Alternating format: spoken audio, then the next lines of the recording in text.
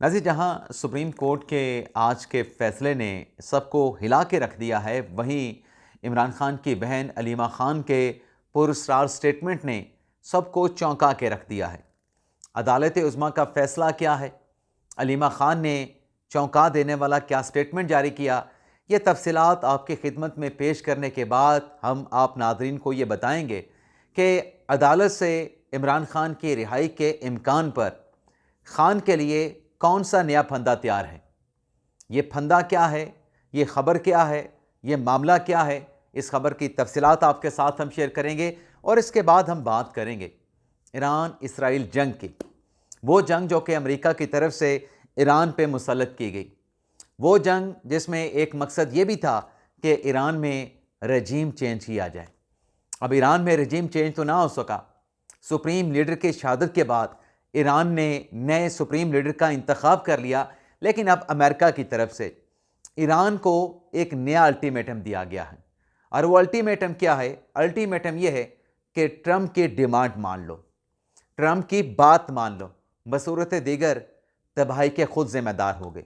फिर इस खबर की तफसीलात पर भी आएंगे। ख़तरे की एक घंटी भी है और अब की मर्तबा सिर्फ क्रैकडाउन नहीं होगा बल्कि गिरफ्तारियां होंगी। तो प्रोग्राम का आगाज़ करने से पहले आपसे दरख्वास्त के चैनल को सब्सक्राइब कर लें, बेल आइकॉन का बटन प्रेस करें। वीडियो पसंद आए तो आखिर तक आपने वीडियो को लाजमी देखना है, हमारे साथ रहना है और वीडियो को लाइक भी करना है। तो पहली खबर नाज़रीन, सुप्रीम कोर्ट का चौंका देने वाला फैसला, हिला देने वाला फैसला। और हिला देने वाला क्या फैसला? दिल दहला देने वाला फैसला। आज नाज़रीन सुप्रीम कोर्ट में एक मुकदमे का फैसला किया गया। मुकदमा था दोहरे कत्ल का। अब उसमें जो मुलज़म था मोहम्मद अमीन, उस पर इल्ज़ाम था कि मोहम्मद अमीन ने ज़रिए राज़ी की फ़रोख्त के मामले पे तकरार झगड़ा होने पे अपनी अहलिया को खंजर के 21 वार करके, अपनी बेटी को खंजर के 8 वार करके हलाक कर दिया, कत्ल कर दिया। और दूसरी बेटी जिसका नाम अंसा था, उस पर भी खंजर के वार किए गए, लेकिन वो ज़ख्मी बेटी बच गई, वो कत्ल होने से बच गई। अब हुआ ये कि ट्रायल कोर्ट ने, हाई कोर्ट ने मुलज़म मोहम्मद अमीन को फांसी की सज़ा सुनाई, सज़ाए मौत सुनाई। लेकिन सुप्रीम कोर्ट ने इस फैसले को तब्दील कर दिया उम्र कैद के साथ। और सुप्रीम कोर्ट ने डिक्लेयर ये किया कि अदालती सरपरस्ती में बेटी को जो वाहिद उसके पेरेंट हैं, यानी जो वालिद हैं, उससे अगर फांसी की सज़ा वालिद की सुप्रीम कोर्ट बरकरार रखती है तो ये बेटी को उसके वालिद से महरूम करने के मुतरादिफ होगा, बेटी को यतीम करने के मुतरादिफ होगा अगर वालिद की फांसी की सज़ा बरकरार रहती है। अब ज़ाहिर सी बात है, सुप्रीम कोर्ट का फ़ैसला है, सुप्रीम कोर्ट के फ़ैसले में कानूनी सपोर्ट भी होगी, ठोस मवाद भी इसके पीछे होगा। लेकिन एक सवाल जहन में ज़रूर आता है कि जिस वालिद ने उस बच जाने वाली बेटी की वालदा को कत्ल कर दिया, उसकी बेटी को कत्ल कर दिया, उस बच जाने वाली बेटी के लिए वो वालिद उस दिन ही फौत हो गया था। उस बच जाने वाली बेटी अंसा के लिए उस वालिद को उसी रोज़ मौत के घाट उतार देना चाहिए था, सज़ाए मौत के तख्तादार पर लटका देना चाहिए था, क्योंकि उस पर भी हमला किया गया था और वो बच गई। उस कातलाना हमले में वो बच गई। तो उसको अभी भी खौफ होगा कि शायद मैं पहले तो बच गई, अब मुझे वो शख्स जिसने मेरी वालदा को मार दिया, मेरी जन्नत को मार दिया, मेरी बहन को मार दिया, वो अगर रिहा होता है तो क्या मुझे दोबारा छोड़ेगा जिसने पहले मुझे मारने की कोशिश की है? तो ये एक ऐसा फैसला है जिसने दिलों को दहला के रख दिया है। अब आ जाते हैं नाज़रीन, बात कर लेते हैं इमरान खान साहब की। सुप्रीम कोर्ट का जिक्र हुआ था, इमरान खान के जुड़ी एक अहम खबर है, बल्कि दो खबरें हैं। एक तो यह कि जो शहबाज शरीफ का मुकदमा इमरान खान साहब के खिलाफ है, 10 अरब हर्जाने का, डेफामेशन का, जिसमें ट्रायल कोर्ट के फैसले के खिलाफ इमरान खान ने, उनकी लीगल टीम ने सुप्रीम कोर्ट में अपीलें दायर कर रखी हैं। अब ट्रायल कोर्ट का फैसला हाई कोर्ट ने भी बरकरार रखा, हाई कोर्ट का फैसला, ट्रायल कोर्ट का फैसला सुप्रीम कोर्ट ने भी बरकरार रखा। लेकिन जो मंसूर शाह साहब ने फैसला दिया शहबाज शरीफ के हक में इमरान खान के खिलाफ, उस फैसले को इमरान खान साहब की लीगल टीम ने नज़रसानी में चैलेंज किया हुआ है। तो 12 मार्च को यह मुकदमा आयशा मलिक साहबा की अदालत में लगा दिया गया है। हाशिम काकड़ साहब ने, इश्तियाक इब्राहिम साहब ने आखिरी समाअत पे बड़े वैलिड और बड़े सख्त सवालात किए थे इमरान खान साहब की लीगल टीम से।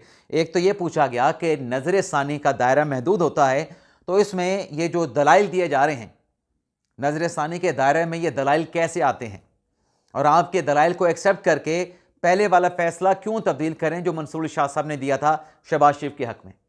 और फिर जस्टिस हाशिम काकर साहब ने कहा था कि आपकी फ़ाइल भरी पड़ी है, आपको कई मौके दिए गए बयान देने के, आपका हक दिफा उस वक्त ख़त्म किया गया जब बार बार मौके देने के बावजूद, अपॉर्चुनिटी आपको देने के बावजूद आपने उन मौक़ों से फ़ायदा नहीं उठाया, उन मौक़ों को आपने अवेल नहीं किया। अब देखते हैं 12 जो मार्च है उस रोज़ भी इमरान खान साहब के वकील बैरिस्टर अली ज़फ़र साहब के दलाइल जारी रहेंगे, और शहबाज शरीफ साहब की तरफ से मुस्तफ़ा रमदे साहब अगर उनकी लंदन से वापसी हो जाती है, पहले तो वो स्ट्रक हो गए थे, अदालत को यही बताया गया था कि आइंदा तारीख पे आ जाएंगे, देखना होगा कि शहबाज शरीफ साहब के वकील मुस्तफ़ा रमदे आते हैं या फिर कोई मावन वकील पेश होकर अदालत से कार्रवाई को मुलतवी करने की दरख्वास्त करता है। लेकिन नाज़रीन, हाई कोर्ट में जो मुकदमा चल रहा है इमरान खान साहब का, तोशाखाना 2 का, कल इमरान खान साहब का 190 मिलियन पाउंड का मुकदमा इस्लामाबाद हाई कोर्ट में लगा है।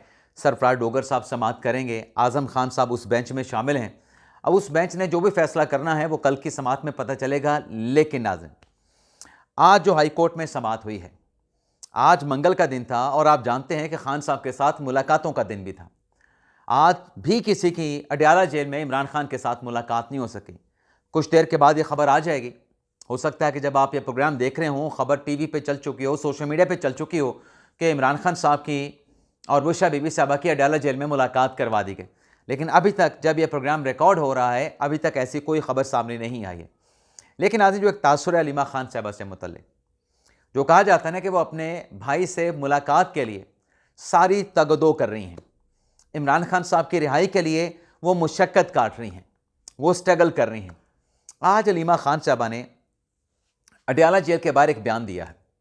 अलीमा खान साहबा ने कहा कि देखें, हमें इमरान खान साहब की जो आंखों की बीमारी है उसका हमने इलाज कराना है। बेशक हमारी इमरान खान साहब के साथ मुलाकात ना कराएं, हमने खान साहब की बीमारी का इलाज कराना चाहते हैं और हम ये यकीन कराते हैं कि हम CDF का नाम नहीं लेंगे, यानी आसिम मुनीर साहब का नाम नहीं लेंगे।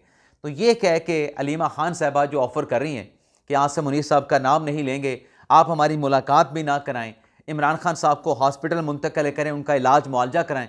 अलीमा खान साहबा कहना क्या चाह रही हैं कि खान, क्योंकि एक तासुर ये भी अलीमा खान साहबा के बारे में है कि वो नहीं चाहती कि इमरान खान साहब अडयाला जेल से बाहर आएँ, वो नहीं चाहते कि इमरान खान साहब बाहर आके पार्टी की कमान संभालें, क्योंकि इस वक्त बेशक पार्टी के लोग अलीमा खान साहबा अपने आप को गैर सियासी कहती हैं, लेकिन PTI के अपने लोग ये बताते हैं प्राइवेट गुफ्तगू में, ऑफ द रिकॉर्ड गुफ्तगू में, कि PTI के सारे मामला, तमाम भागदौड़ अलीमा खान साहबा संभाल चुकी हैं। फैसला उनका होता है जो पार्टी पे इम्पोज कर दिया जाता है, पार्टी के लोगों को उस फैसले पर अमल दरामद करने के लिए स्ट्रेस किया जाता है, उनको फोर्स किया जाता है। अब अलीमा खान साहबा कहती हैं कि हम नाम नहीं लेंगे, तो फिर सवाल ये भी पैदा होता है, क्या ये एतराफ़ है कि आप CDF का नाम लेके, फील्ड मार्शल आसिम मुनीर का नाम लेके आप प्रेशर डालना चाहते हैं, और उस प्रेशर, मतलब जो प्रेशर डालने के जो आपके टैक्टिक्स थे, हथकंडे थे, उससे अब जब काम नहीं बना, मुलाकातें नहीं हुई, तो आपने मुलाकात वाली बात को भी पीछे छोड़ दिया। अब आप कहते हैं कि इलाज मुआवजा कराएं। इलाज मुआवजा तो हुकूमत करा रही थी, जो फैमिली के लोग हैं उनको भी एक्सेस दी गई थी। कौन बीच में रुकावट बना था? किसने कहा था कि कासिम जमान नहीं जाएंगे? और फिर अलीमा खान साहबा कहती हैं कि खान साहब की मुलाकात से मुतल्लिक एक और दरख्वास्त भी हम इस्लामाबाद हाई कोर्ट में कल यानी बुध के रोज़ दायर कर देंगे। अब बुध के दिन अलीमा खान साहबा ने अदालत में भी पेश होना है, ATC अदालत में, जो उनके खिलाफ 26 नवंबर का केस है। लेकिन सवाल ये है कि क्या जो मुलाकात की बात की जा रही है, जेल मैनुअल के मुताबिक जो डिमांड पाकिस्तान तहरीक-ए-इंसाफ अलीमा खान की है, उसके मुताबिक ये सब कुछ हो सकता है कि खान साहब को हॉस्पिटल मुंतकिल किया जाए, ज़ाती मुआलजीन से उनका ट्रीटमेंट करवाया जाए। जेल मैनुअल की रोशनी में आप बता दें, मैं कुछ नहीं कहता। जेल मैनुअल क्या कहता है आप बता दें देखने वाले। और ये जेल मैनुअल अब नहीं बना, ना इमरान खान साहब के दौर में बना, ना नवाज शरीफ के दौर में बना, ना शहबाज शरीफ के दौर में बना, ना यूसुफ रज़ा गिलानी के दौर में बना। ये पुराना कानून पंजाब का चलता चला आ रहा है। इसके साथ साथ नाज़रीन, अलीमा खान साहब ने कहा कि 2 अपीलें इस्लामाबाद हाई कोर्ट में इमरान खान साहब की ज़ेर इल्तवा हैं। अब अलीमा खान साहबा कहती हैं कि एक केस में ये इमरान खान को रिहा कर देंगे, सज़ा इनकी कलअदम कर देंगे, और दूसरे केस में कलअदम कर देंगे या मुअत्तल कर देंगे। और दूसरा जो मुकदमा है, यानी 2 केसेस कौन से हैं, एक 190 मिलियन पाउंड का है, दूसरा तोशाखाना 2 का है। अलीमा खान साहबा कहते हैं कि एक केस में हमें खुशखबरी सुनाएंगे और दूसरा मुकदमा ज़ेर इल्तवा रखेंगे। यानी वो कहते हैं कि अदालत से एक केस में खान साहब की रिहाई का अगर इम्कान है तो दूसरे केस में इमरान खान साहब को रिहाई नहीं मिलेगी और इमरान खान साहब जेल से बाहर नहीं आएंगे। और जब अडयाला जेल के बाहर अलीमा खान साहबा मौजूद थीं तो वहाँ पर पीटीआई के कारकुनान अपने ही कारकुन की गलत गाड़ी पार्क करने पे आपस में गुत्था हो गए। फिर पीटीआई के कारकुनान पुलिस के साथ भी उनकी हाथापाई हुई, पुलिस के साथ भी पाकिस्तान तहरीक इंसाफ के कारकुनान गुत्थम भी हुए और गालम गलोच का मुजाहरा भी किया गया। उसकी वीडियो सोशल मीडिया पर भी मौजूद है। लेकिन नाज़रीन, ईरान इसराइल जंग को लेके जो कुछ यूट्यूबर्स की जानिब से, इन्फ्लुएंसर की जानिब से एक प्रोपेगेंडा किया जा रहा था पाकिस्तान सऊदी अरब के बाहमी मुआहदे को लेके, ईरान के ऊपर जो इसराइल पे हमला किया गया उस मामले को लेके, और पाकिस्तान के साथ ये नत्थी किया गया कि पाकिस्तान जो है ईरान के ख़िलाफ़ फरीक बनने जा रहा है। तो ये जितना भी प्रोपेगेंडा सोशल मीडिया पे किया गया, उसमें नाज़रीन आज हुकूमत के 3 वज़रा ने, तलाल चौधरी साहब ने जो कि लेफ़्ट साइड पे बैठे थे, जनाब अताउल्लाह तारड़ साहब जो कि राइट साइड पे बैठे थे, और दरमियान में थे सीनियर वज़ीर आज़म नज़ीर तारड़ साहब। इन तीनों वफाकी वज़रा ने प्रेस कॉन्फ्रेंस की है और उनकी तरफ से बताया गया कि सोशल मीडिया पे कुछ यूट्यूबर की जानिब से ऐसे ऐसे व्लॉग्स किए गए हैं जिसमें पाकिस्तान की जो सफारती पॉलिसी है, सफारती पॉलिसी को हिट किया गया है। और इन ब्लॉगर्स के प्रोग्राम्स की वजह से, व्लॉग्स की वजह से जो दोस्त ममालिक हैं उनकी तरफ से तशवीश का इजहार किया गया है कि ये जो यूट्यूबर साफ़ी कह रहे हैं, क्या ये हुकूमत पाकिस्तान की पॉलिसी है। तो हुकूमत ने दरअसल, वज़रा ने दरअसल एक प्रेस कॉन्फ्रेंस करके एक पैगाम दिया है कि आर्टिकल 19 के तहत जो आपका आज़ादी इजहार राय का जो हक़ है, ये हक़ लामहदूद नहीं है। इस हक़ में कुछ कदरें भी हैं और उन कदरों में एक नुक्ता ये भी है कि पाकिस्तान के दोस्त ममालिक के साथ ताल्लुकात को इजहार राय की आज़ादी की आड़ में उसको सबोताज नहीं किया जाएगा, उसको हिट नहीं किया जाएगा, उनको ख़राब करने की कोशिश नहीं की जाएगी। ये भी आर्टिकल 19 में लिखा है। और तीनों वज़रा की जानिब से बड़ा वाज़ेह तौर पे पैगाम दिया गया कि होश के नाखून लें। दोस्त ममालिक की तरफ से पाकिस्तान के साथ मैसेज कन्वे किया गया है, तहफ़्फ़ुज़ात का इजहार किया गया है।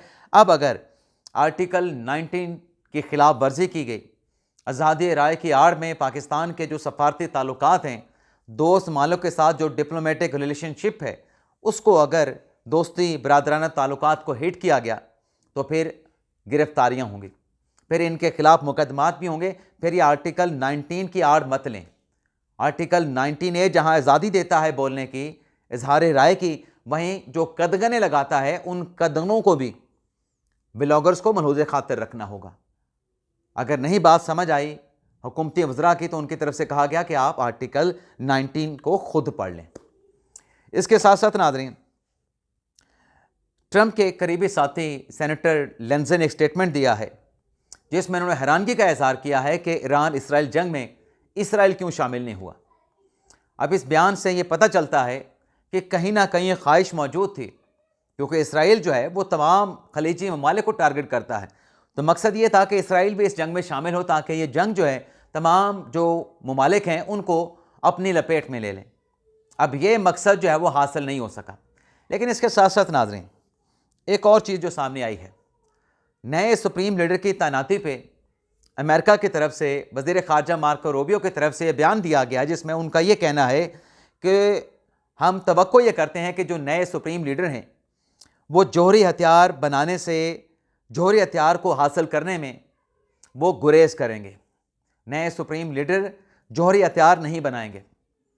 और अगर ऐसा किया गया, अमेरिकी वज़ीर ख़ारजा मार्को रूबियो ने कहा कि जौहरी हथियार हासिल करने पे फिर ईरान की क़यादत को संगीन नताइज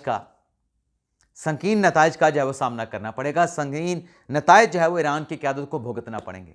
तो ये अल्टीमेटम दिया गया है ट्रंप इंतज़ामिया की तरफ से ईरान को कि ईरान की जो नई लीडरशिप है, जो नए सुप्रीम लीडर हैं मुश्तबा खामनाई, वो ईरान को एटम बम बनाने से, जौहरी हथियार बनाने से बाज रखें। और अगर जौहरी हथियार बना लिए गए, जौहरी हथियार बनाने से ईरान बाज ना आया, तो फिर ईरान पे क़यामत ढा दी जाएगी। ये अमेरिका की तरफ से अब ईरान को जो है वो वार्निंग, ईरान को अल्टीमेटम दिया गया है। अल्लाह करे इस जंग का खात्मा हो, इस कशीदगी का खात्मा हो। इजाज़त चाहते हैं नाज़रीन। पाकिस्तान जिंदाबाद।